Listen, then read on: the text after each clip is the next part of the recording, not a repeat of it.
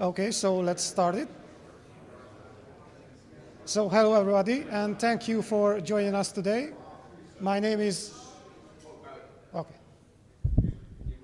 Okay, so hello everybody, and thank you for joining us today. My name is Ferenc Spala, and my friend is László Tóth, and we are going to talk about database security.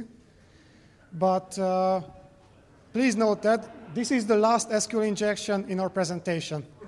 I know Dan Kaminsky established that SQL injection is not going away. He's right. He's absolutely right, but not in this presentation, because we want to show you it is worth thinking differently about database hacking. I guess you have already figured out we are not Americans. Yes, you are right. We are from Hungary. You know, Hungary is located in Central Europe and the homeland of several IT celebrities. Like, far, far away in the galaxy. Yes, far, far away. John von Neumann, who invented the modern computer. Charles Simonyi, the father of Word and Excel. Okay, he's a Microsoft guy, but you know, we all use Word and Excel, so he's a good guy anyway.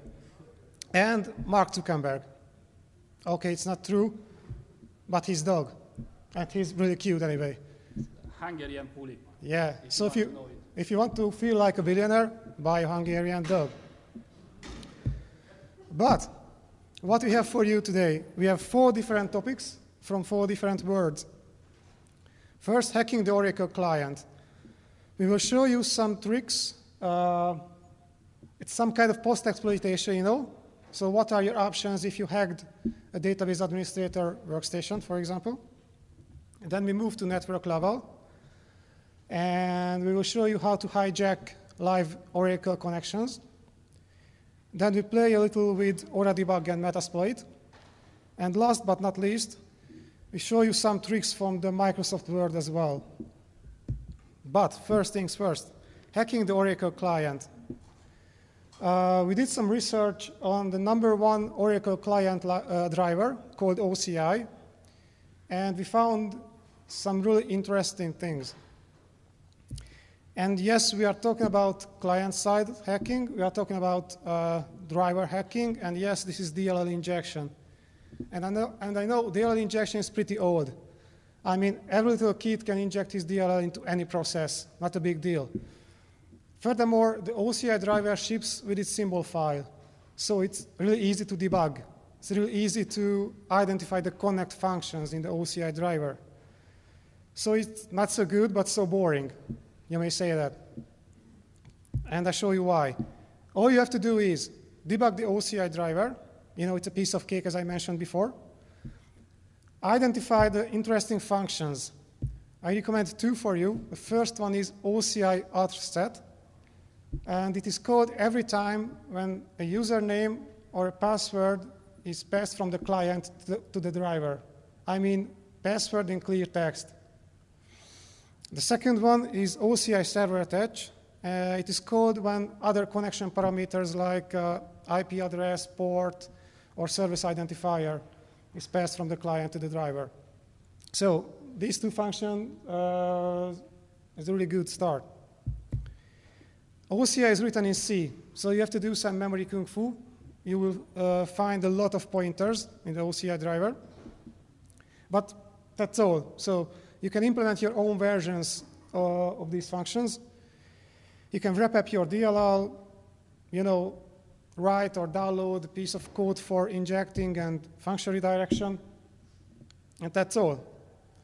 But the problem is, in most of the cases, you will get nothing, because you inject the connect functions, you know. So you have to wait for the user to enter his credentials. If you miss that, you will get nothing. So it's not worth talking about at DerbyCon. I know that. So we kept going, and we found something really weird.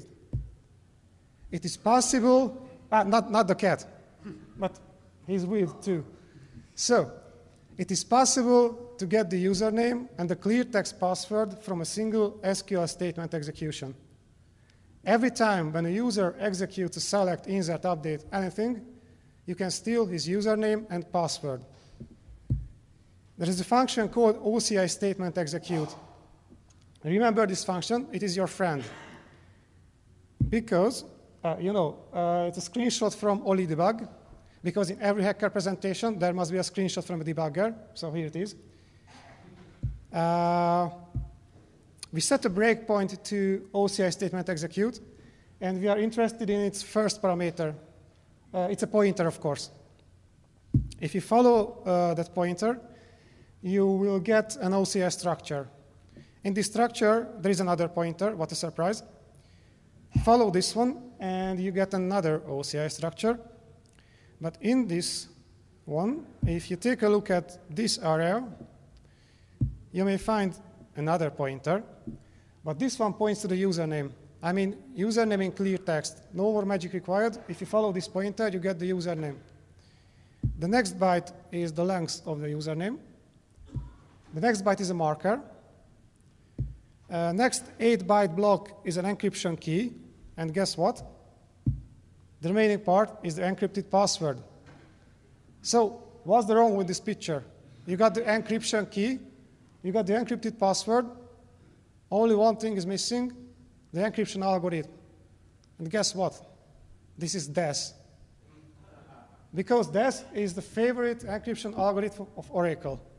And you should remember about of the marker, because if you see this marker in Oracle and some bytes after it, you can make sure it is a dash encryption and the first 8 byte is the key. Yeah, Oracle loves DES, and we love too, of course. So the main problem is this is not client specific. I mean, this flow lies in the OCI driver itself. Every single Oracle client that uses the OCI driver is affected. And it doesn't really matter what do you do as a programmer. You can clear up everything from the memory. The OCI driver stores the username and the password in this way. And of course, we have a live demo. I hope so. So give it a try.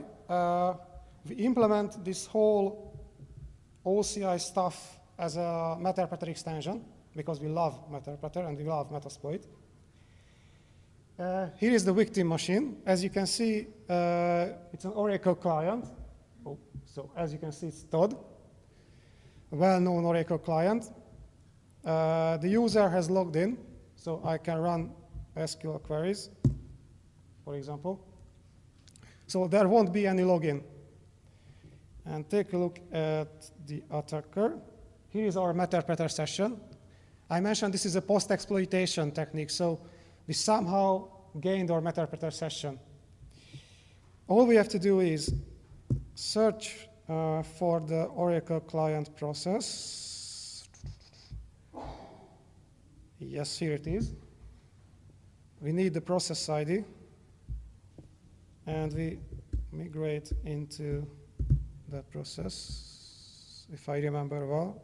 No. Almost. Yeah, it takes a few seconds. It is standard Matterport Kung Fu.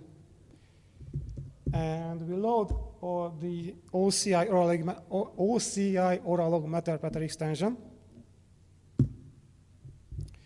And I show you the log file, because I'm not cheating. As you can see, only one line, some kind of debug message. But I say, OK, let's hijack the OCI statement execute function. Completed. And now we are just waiting for a single select. Let's do it. Most simple select in Oracle. And if you, yes, username and password.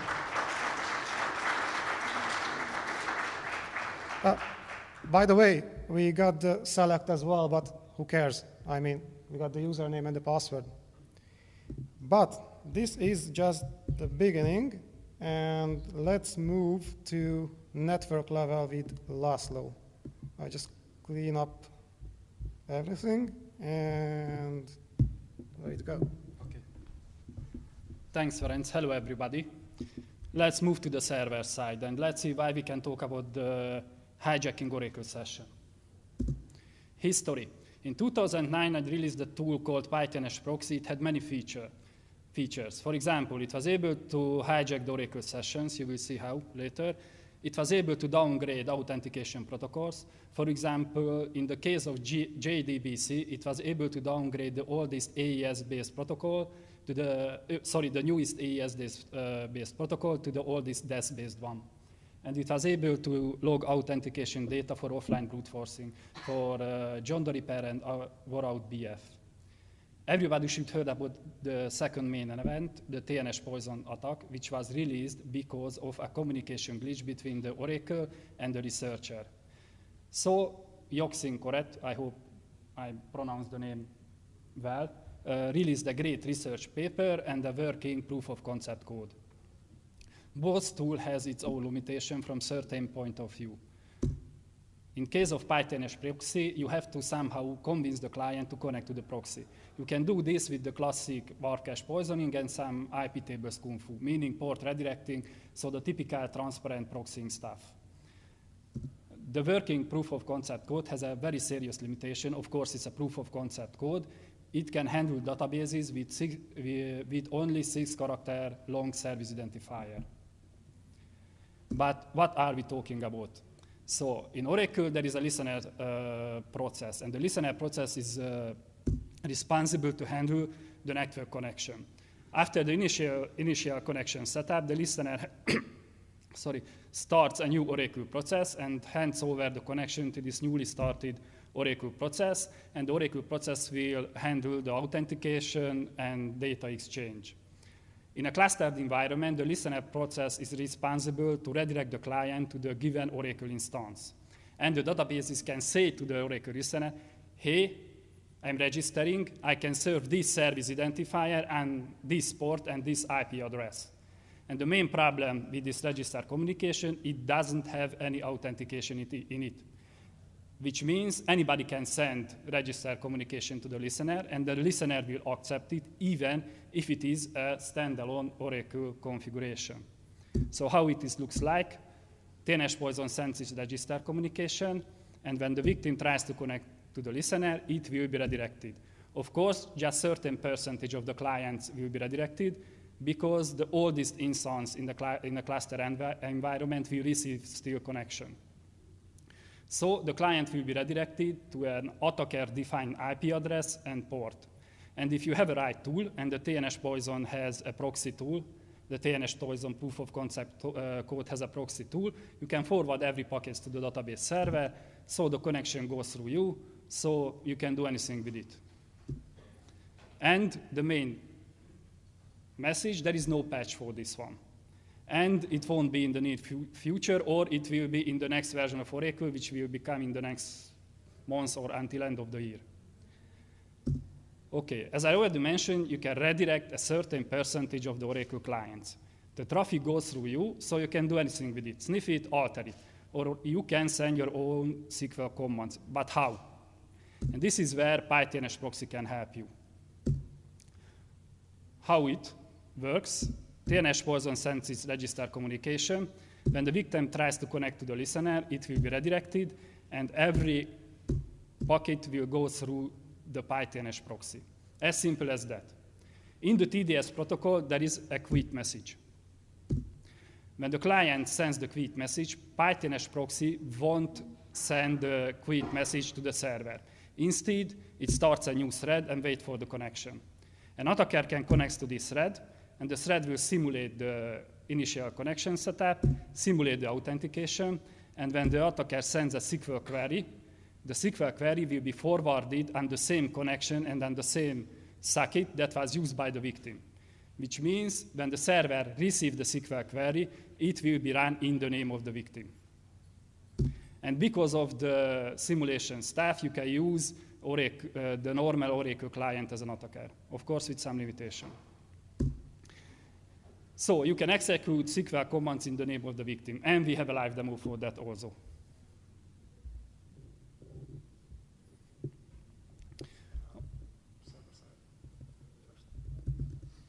Okay.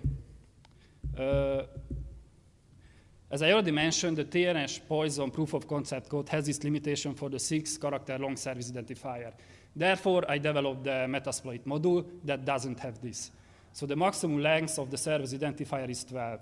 So this Metasploit module will support all possible service identifier lengths. It's quite simple, as you can see. I'm just set the target database, and the connection will be redirected to this IP address and port, and PyTNS proxy will wait for that. But before I'm starting this module, let's see what is the situation at the server side.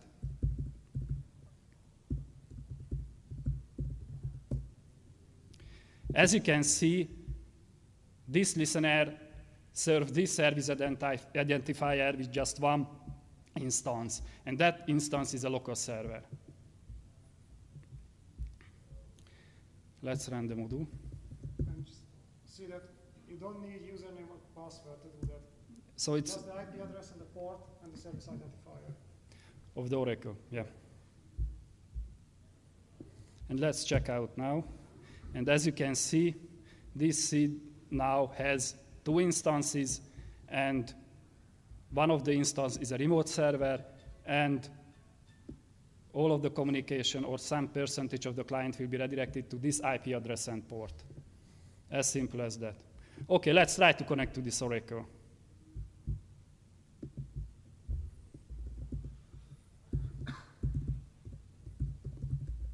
With a very strong password.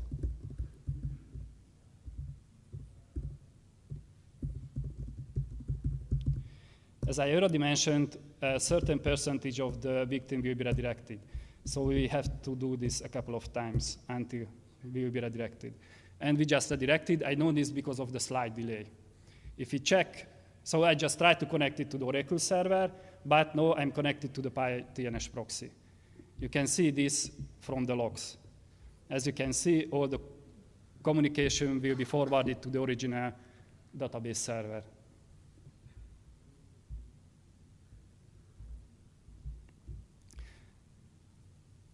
And of course, you can do anything with this connection. So the victim just starts work. And after, when he finished his work, he can exit. As simple as that.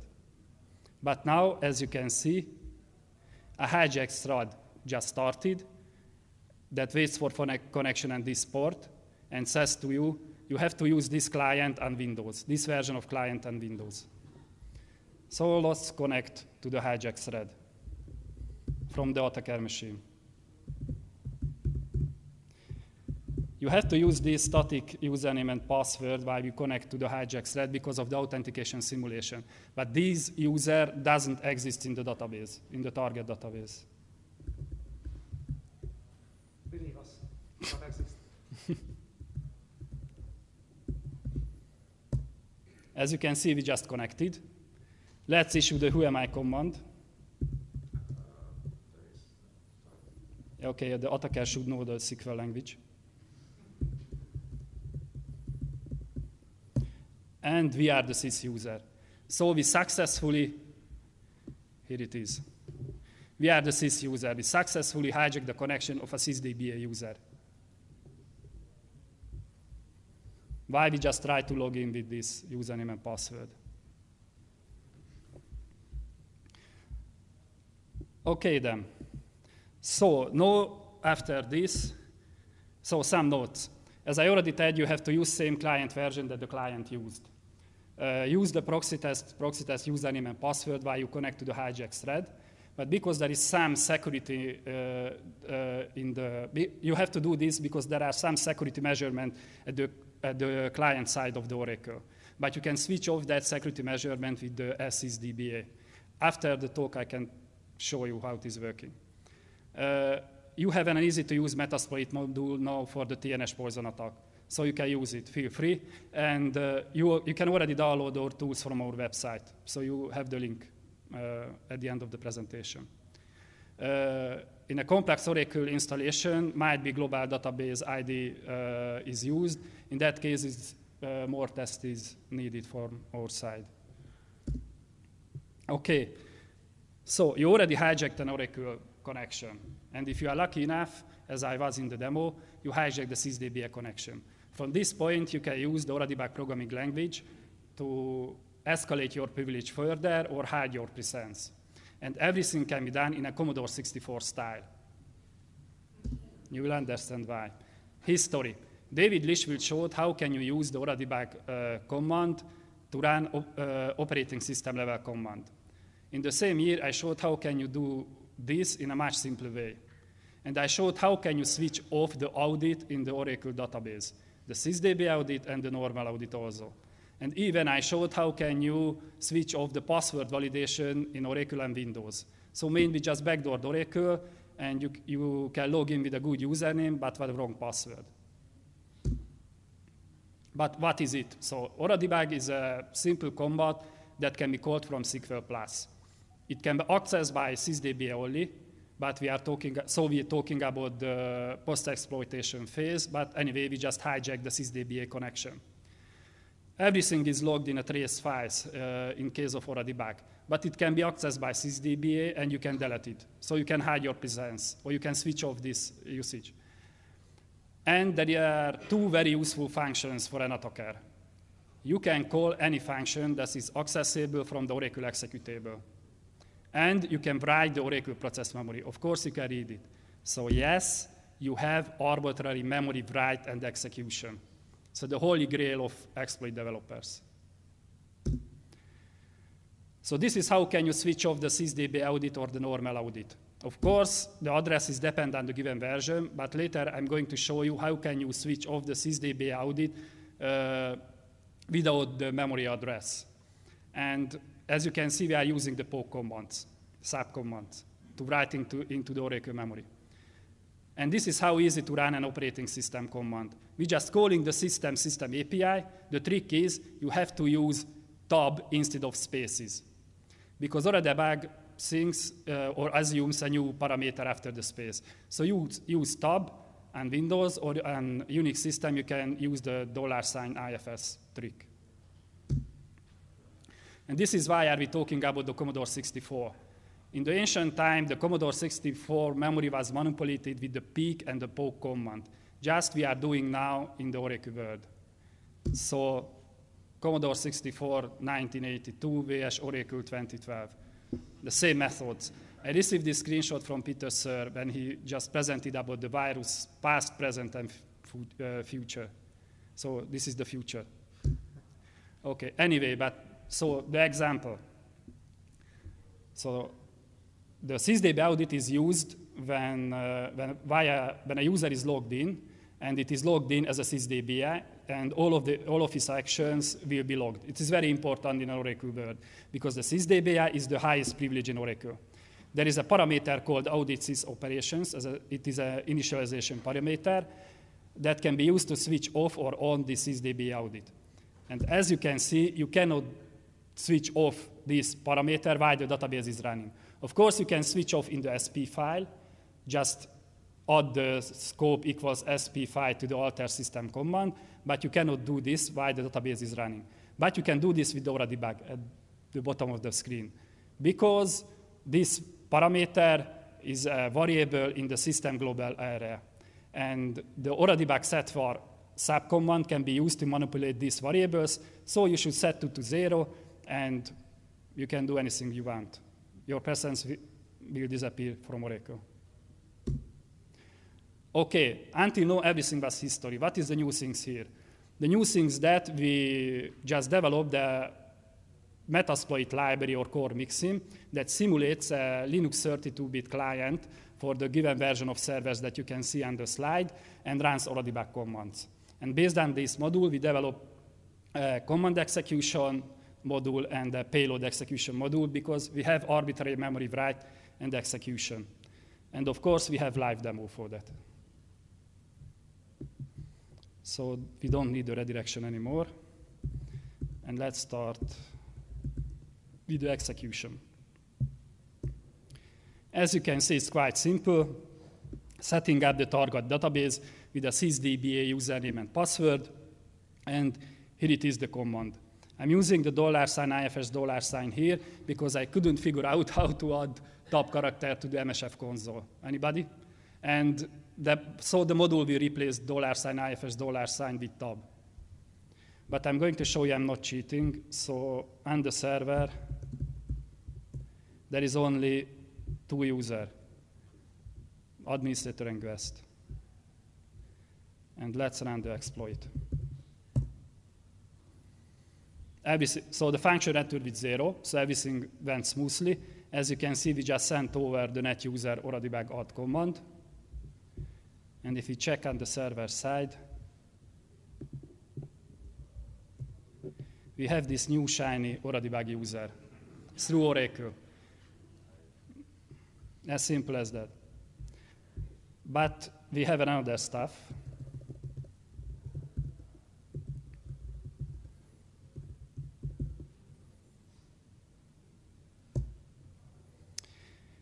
As you can see, the same happens. I'm just setting up the target database. But now I'm setting up a payload to a Meterpeter bind TCP payload. Demoguts. And as you can see, we have a Meterpeter session in the Oracle process as a thread, in the Oracle process memory.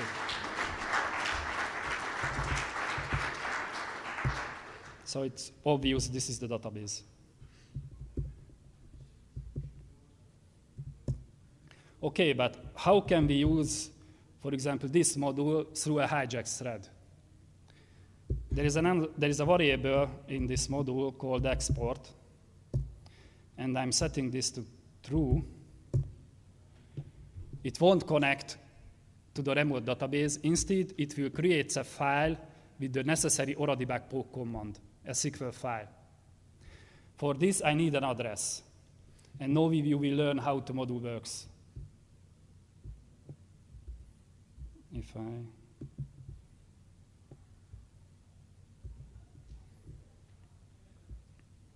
So we are going to use the already hijacked Oracle session, which still works. I'm initializing the oradebug. Thanks, typo. And as you can see, I'm just called virtual alloc, which is the memory allocation API on Windows. And I'm allocating 1,000 bytes. And the access mask of the memory area will be read, write, and execute. I'm doing this because I wouldn't like to overwrite an arbitrary memory address in Oracle because it's dangerous. So now you have own memory address space in Oracle. And oradebug is quite generous for us because it returns the return value of the given function. And the virtual alloc return value is the starting memory address of the newly allocated memory space. And of course, we need this address.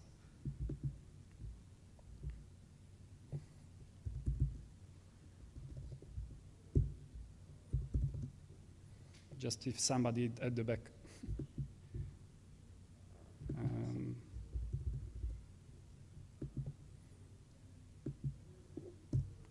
And run the module. And as you can see, it just writes oradebug poke commands into a SQL file. It is how to write the payload into the Oracle process memory. And now we can call the SQL file from our hijack session. As simple as that. But we should somehow start the payload. And of course, we're going to use the create thread API. And of course, we need the address here.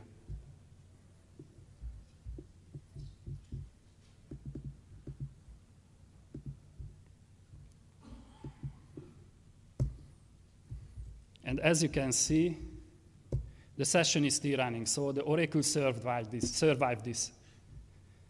And now we need a handler, because it's a Meterpeter bind TCP.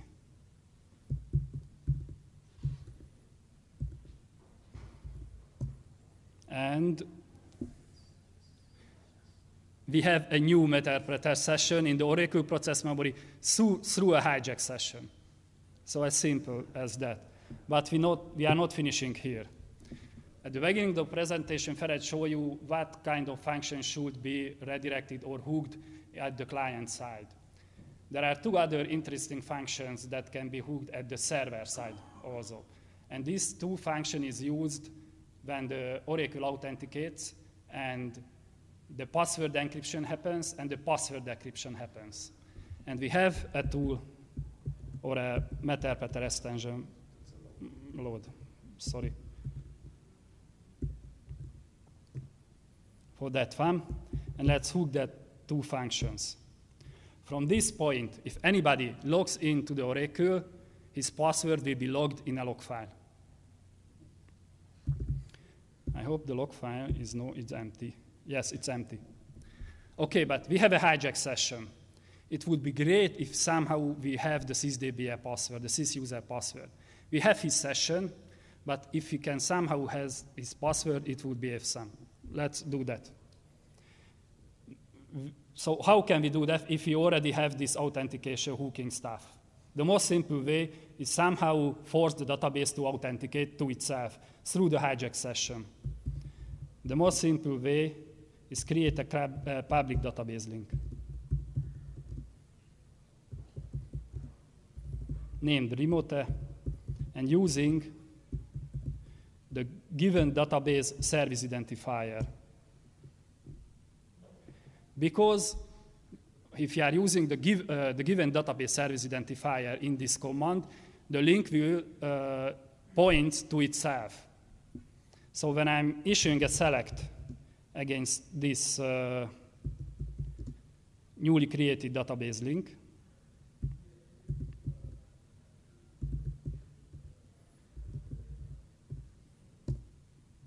I'm just forcing the database to authenticate to itself. And I'm getting the log file now. And as you can see, password encryption function, password decryption function, and the sysuser password through a hijack connection. And just recap what happened. We already had a hijack sysdba session. We injected a Meterpeter payload in the Oracle database memory. We didn't touch the disk. We load our Meterpeter extension and hook the necessary function. We created a public database link that points to the same database and force the database, just selecting against this public database link, to call the hooked function. And after that, we just get the log file. As simple as that. So combining all of the things above, using a Meterpeter extension, hijack an Oracle session. What else? Use ORADIBAC to inject a Meterpeter into the Oracle process memory, and at the end of the day, we get the sysuser password. And you have easy-to-use Metasploit modules now with some version affection. And be careful, this is the disclaimer, because Oracle is huge. The Windows executable is 130 megabytes, so be careful what are you doing in the memory. And we are not working with just Oracle. So let's see what we've done with MS SQL connections. History. There are lots of tools out there that can do something with an MS SQL connection. They can downgrade the encrypted authentication protocol, or they can log the credential data for later brute forcing, anything. But until now, there was no tool for hijacking. The normal way the victim connects to the database, authentication and data exchange happens with the database.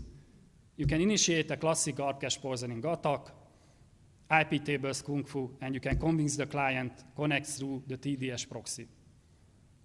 Unfortunately, I couldn't find the exit or quit message in the TDS protocol, so therefore you have to tell the TDS proxy you would like to hijack this connection.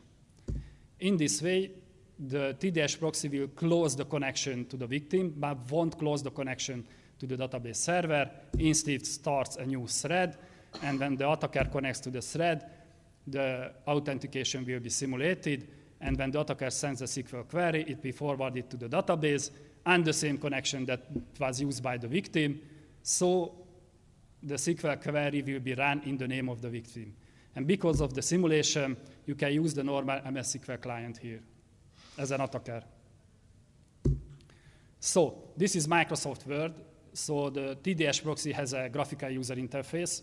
It's very nice, very polished, 3D everything. And you can use the Metasploit Auxiliary MS SQL module to connect to the hijack thread. And we have a live demo. As you can see, we already started the ARP cache poisoning stuff, but it's not interesting. We hope it's working. This is the super polished 3D graphical user interface of the TDS proxy. He worked a lot on that. The most complicated part of the project. Okay, here is the server management studio, and we will connect to an MS SQL database. Same complex password. Okay, we connected. And we use the management studio because it's so good for hijacking, because it connects to the database several times. So if you just hijack one connection, the client won't notice it. So let's hijack the connection. I use the mouse. Yeah, hacking by clicking. And as you can see, new hijack thread started, waiting for connection on this port. And use Metasploit.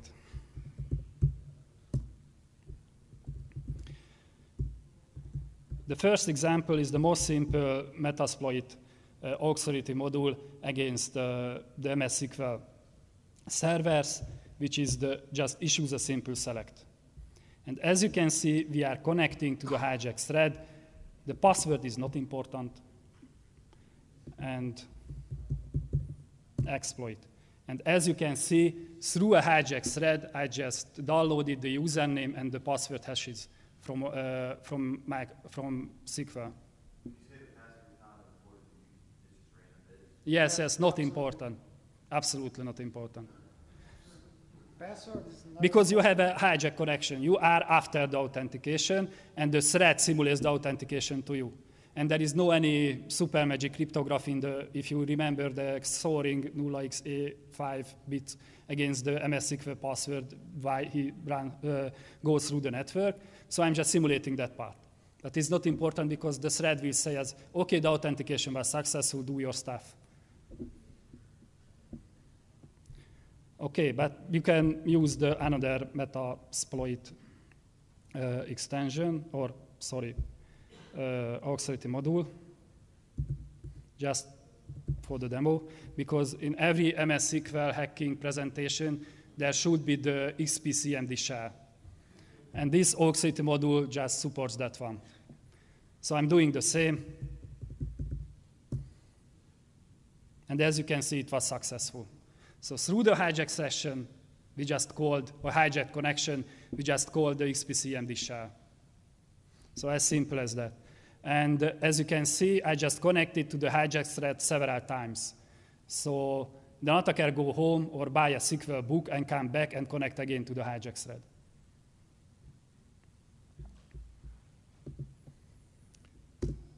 So some notes.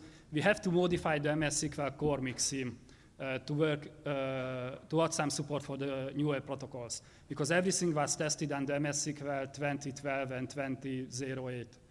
And so for that, we have to modify this core mixin. If you would like to use the Metasploit auxiliary modules, you should replace the msql.rb there with ours. But I think we will get a pull request or issue a pull request for that in the near future.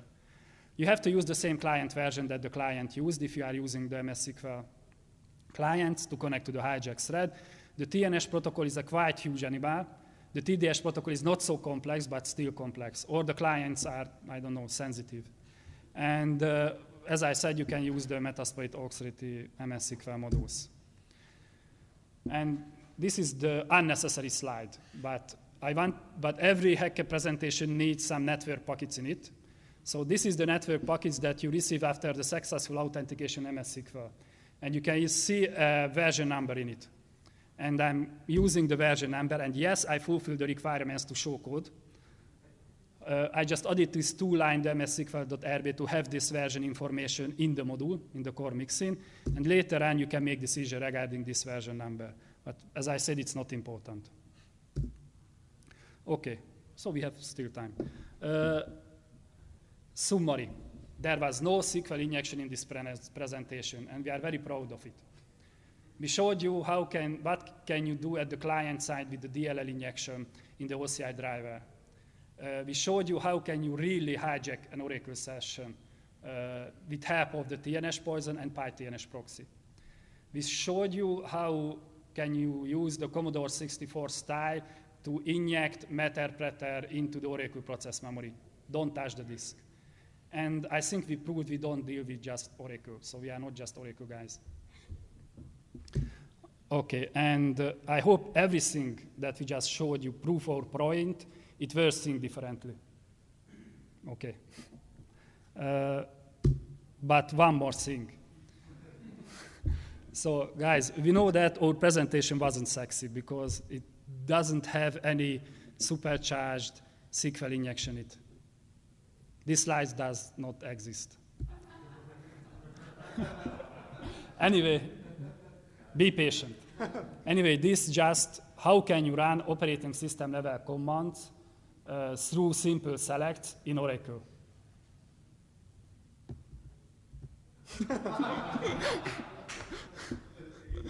Just make the photo. It's quite simple anyway.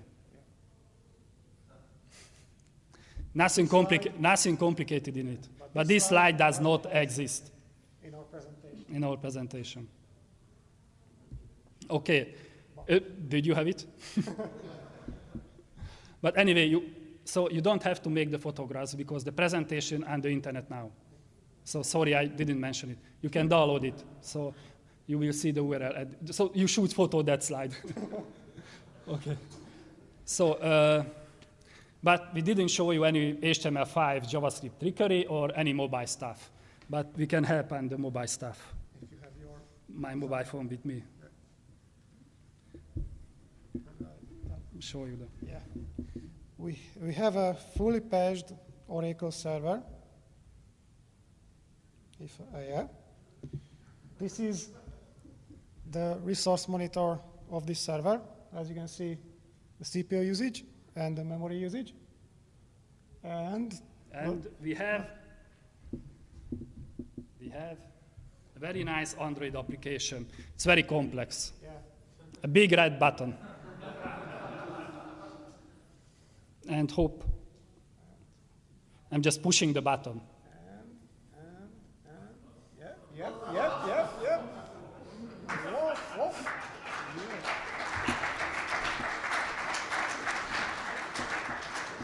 So we don't know the distinction, but sometimes it consumes the memory, sometimes it consumes the CPU. This is only just one connection, pre-authentication. So we don't know the username, we don't know the password. Just send a packet. Or not more packets, sorry, but pre-authentication. This will be the second connection. And sometimes it kills the Oracle. After a couple of minutes. The process completely. Oops. Unfortunately, we cannot disclose the details because we didn't report this to Oracle. It's just 1 year old bug. We are working on the advisory. Yeah.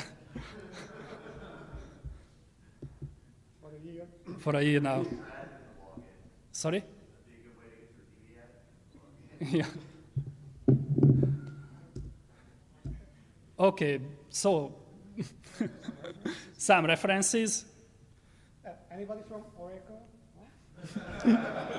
It's good. Okay, we are safe. But you don't know anybody there. You're already disconnected. Okay, thanks. I'm not here. Bye, friends. Okay, this is how can you reach us.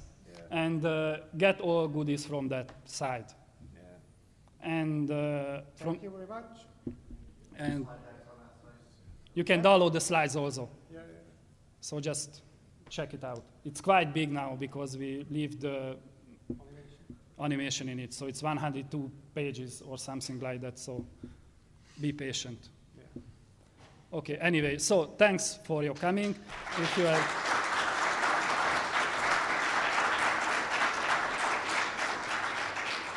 So if you have any question, you can ask it. We won't answer it because we don't speak English, just Hanglish. But anyway.